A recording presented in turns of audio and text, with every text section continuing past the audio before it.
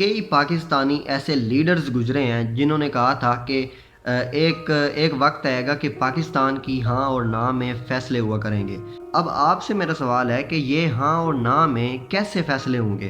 दोस्तों, इसकी मैं आपको एक एग्ज़ाम्पल देता हूँ कि हाँ और ना में कैसे फ़ैसले होते हैं। यूएई ने इस इज़राइल पैलेस्टाइन के इशू को देखते हुए अक़वाम मुत्तहिदा की सिक्योरिटी काउंसिल में एक जो है वो रिपोर्ट फ़ाइल की थी। आप कह सकते हैं कि एक केस फ़ाइल किया था कि इस इशू को रिज़ॉल्व किया जाए और सीज़ फायर की रिक्वेस्ट की थी।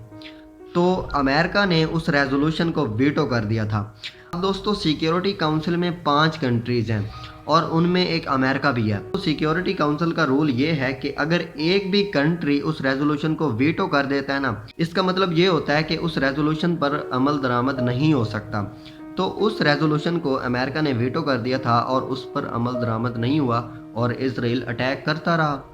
और अब कई हज़ार फ़लस्तीनी बेचारे वो शहीद हो चुके हैं, उनमें बच्चे भी हैं, औरतें भी हैं।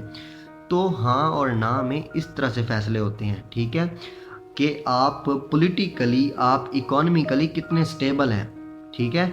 हमारा तो हाल ये हो चुका है कि हम किसी भी टाइम डिफ़ॉल्ट कर सकते हैं। हमारी इकोनॉमी का बेड़ा गर्क हो चुका है और हम पॉलिटिकली बहुत ज़्यादा अनस्टेबल हो चुके हैं।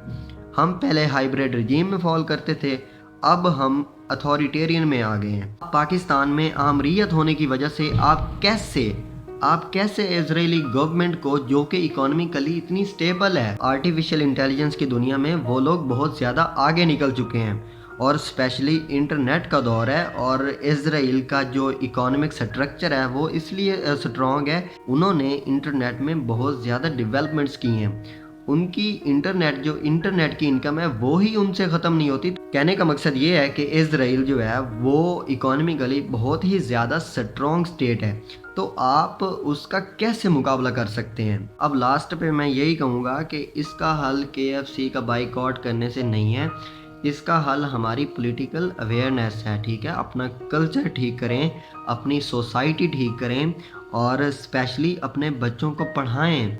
और काफ़ी ज़्यादा पेरेंट्स की ये सोच होती है कि हम बच्चे को बचपन से ही जो है मदरसे में डाल देंगे, हम उनको दुनियावी तालीम नहीं देंगे।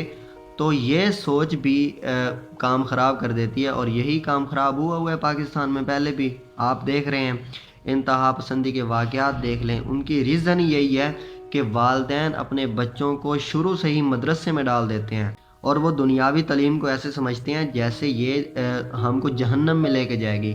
तो अगर आपकी यही सोच रही ना, तो आप इस तरह से फ़लस्तीनियों की मदद नहीं कर पाएंगे। काफ़ी सारे लोगों को ये मेरी बातें इररेलेवेंट लग रही होंगी, लेकिन हकीकत यही है दोस्तों, उन कौमों ने अगर तरक्की की है ना, तो उनके पीछे उनकी मेहनत है, उनके पीछे उनका दुनियावी इल्म ही है ना। उन्होंने कुरान पाक कितना पढ़ा हुआ है। तो कहने का मकसद ये है कि अगर आप तालीम इंसानियत के लिए हासिल करेंगे ना, तो वो आपको फ़ायदा मंद होगी, ठीक है। अगर आप तालीम हासिल करेंगे कि मैं जन्नत में चला जाऊंगा, तो आप ऐसे कैसे जन्नत में जाएंगे जब तक आप इंसानियत के लिए कुछ नहीं करेंगे। अगर आपने एक मेजर लेवल पर इंसानियत के लिए कुछ करना है, अब इजराइल पैलेस्टाइन का कितना बड़ा मसला है, कितने हज़ारों फ़लस्तीनी भाई हमारे शहीद हो रहे हैं। अगर आपने इतना कुछ इंसानियत के लिए करना है ना, तो आप इल्म हासिल करें, आप खुद असम्बलियों में आएँ, आप खुद इल्म हासिल करके असम्बलियों का हिस्सा बने, आप खुद हुकूमत का हिस्सा बने और फिर सारे के सारे फ़ैसले अपने हाथ में ले लें। और उसी तरह से जैसे मैंने आपको एग्जांपल दी है वीटो पावर की, कि अमेरिका ने उस रेजोल्यूशन को वीटो कर दिया था, इसीलिए कोशिश करें अपने आप को इतना स्ट्रॉन्ग करें कि उस सिक्योरिटी काउंसिल का आप भी हिस्सा बने। अब इंडिया भी कोशिश कर रहा है कि हम भी उस सिक्योरिटी काउंसिल का हिस्सा बने। ऑलरेडी 5 मेंबर्स हैं और इंडिया भी कोशिश कर रहा है, और मैं ये कहता हूँ कि इंडिया को हिस्सा होना चाहिए, इंडिया को बिल्कुल हिस्सा होना चाहिए। इंडिया इतना बड़ा मुल्क है और अब तो वो इकोनॉमी में भी काफ़ी ज़्यादा स्टेबल हो गया, अब उसको वीटो पावर का हक हासिल होना चाहिए, ठीक है।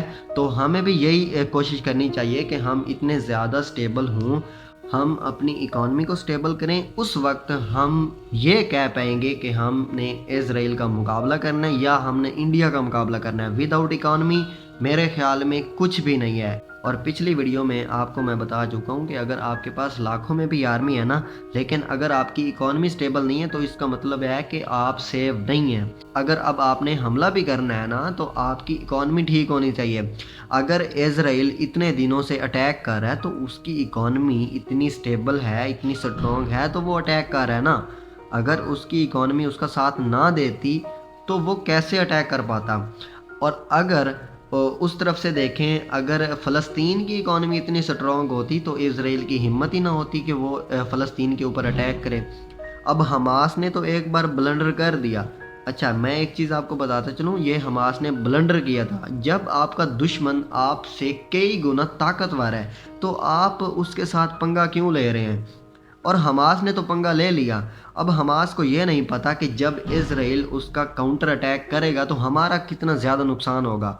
हमास ने अटैक किया, इज़राइल ने फिर अटैक किया, मतलब फ़लस्तीन के कितने बेचारे औरतें बच्चे शहीद हो गए। तो कहने का मकसद ये है, इज़राइल का कुछ भी नहीं गया। अगर नुकसान हुआ है तो फ़लस्तीन का नुकसान हुआ है, और इसका मैं आपको हल भी बता चुका हूँ। अभी तक के लिए इतना ही दोस्तों, अपना ख्याल रखिए। अल्लाह हाफ़िज़। पाकिस्तान जिंदाबाद।